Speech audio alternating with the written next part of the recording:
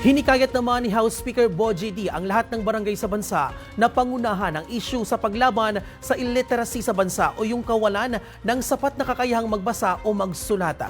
Julian Bunag sa detalye.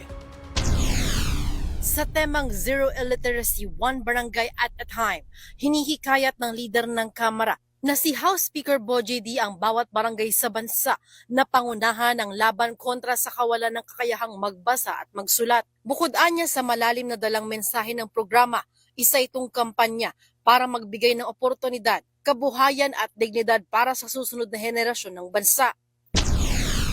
It is a campaign to provide opportunities, livelihood, and dignity. It is a fight for the future of our nation. Pagdidiin pa ni Speaker D, ang literasiya ay susi ng mga mamamayan para mabigyan sila ng kakayahan na mapaunlad ang kanilang buhay. Anya, nagiging limitado ang kakayahan ng isang individual na makisabay sa ekonomiya at paglago ng panahon kapag hindi ito marunong magbasa o magsulat. At kapag may komunidad na kulang sa literacy, may nagiging limitado ang kakayahan nitong makisabay sa ekonomiya at mabilis na pagbabago ng panahon. Kaya mahalagang maintindihan natin, literacy is empowerment. Dito anya pumapasok ang kahalagahan ng papel ng mga barangay sa bansa.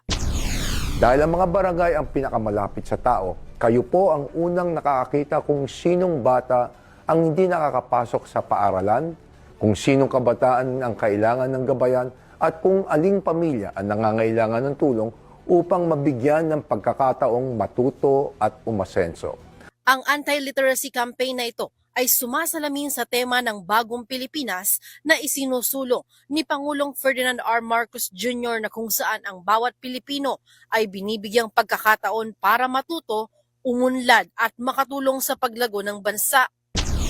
Sa madaling salita, ang pag-address ng illiteracy ay hindi lamang social responsibility. Economic investment din ito para sa kinabukasan ng ating bansa. Para sa totoong balita sa Bagong Pilipinas, Julian Bunag, Congress News.